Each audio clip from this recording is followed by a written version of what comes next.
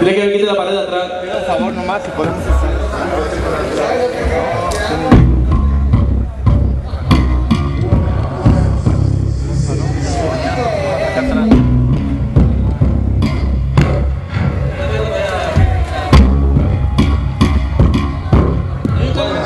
Sí,